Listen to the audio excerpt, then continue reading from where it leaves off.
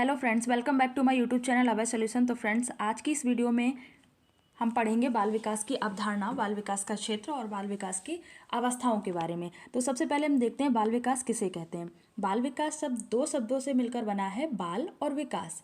बाल का अर्थ यहाँ पे बालक से है, यानी एक ऐसा बालक जो गर्भावस्था से किशोरावस्था तक की अवस्था को प्राप्त कर चुका हो। और दूसरा वर्ड है हमारा विकास। विकास का अर्थ है वर्तमान स्थिति से सुधार की ओर बढ़ना, यानी बालक में जो भी वर्तमान स्थिति है उसमें किसी भी बाह्य या आंतरिक कारणों की वजह से जो भी परिवर्तन हो रहे हैं, जो भी सुधार हो रहे हैं, वो विकास कहलाते हैं।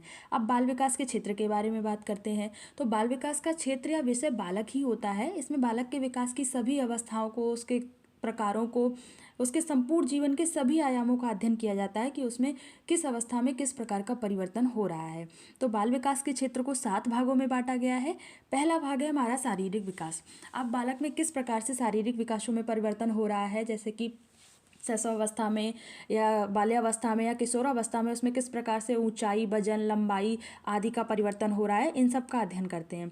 फिर आता है हमारा दूसरा मानसिक विकास। इसमें हम बालक की बौद्धिक क्षमताओं, तार्किक क्षमताओं का अध्ययन करते हैं कि बालक ने किस अवस्था में किस प्रकार की बुद्धि लब्धि प्राप्त की है, किस प्रकार का बौद्धिक विकास हुआ है उसमें।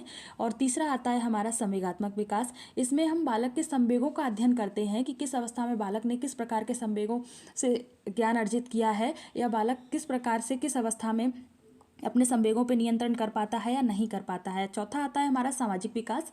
सामाजिक विकास से मतलब यहाँ पे है कि बालक समाज से किस प्रकार से सीखता है, बालक में समाज के द्वारा किस प्रकार से परिवर्तन होते हैं, समाज का बालक के जीवन में बहुत महत्वपूर्ण योगदान होता है।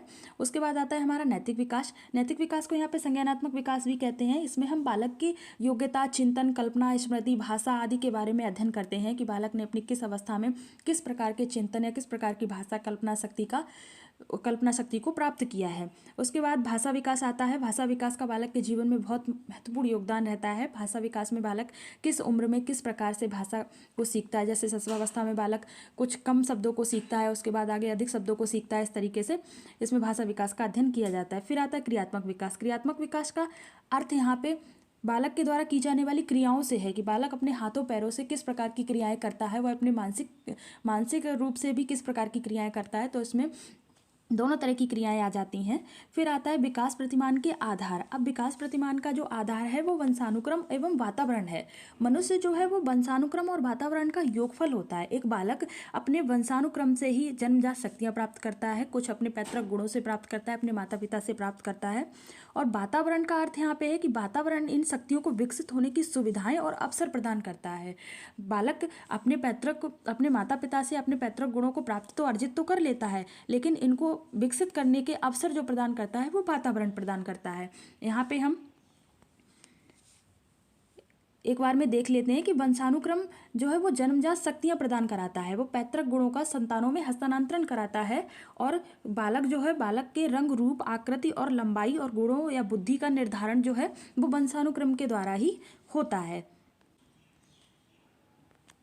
अब बात करते हैं विकास की अवस्थाओं की। तो विकास की मुख्य रूप से 4 अवस्थाएं हैं। पहला है शैशवावस्था जो 0 से 6 वर्ष की है। दूसरा है बाल्यावस्था जो 6 से 12 वर्ष की है। और तीसरी है किशोरावस्था जो 12 से 18 वर्ष की है। और प्रौढ़ावस्था उसके बाद जो 18 से मृत्यु तक चलती है।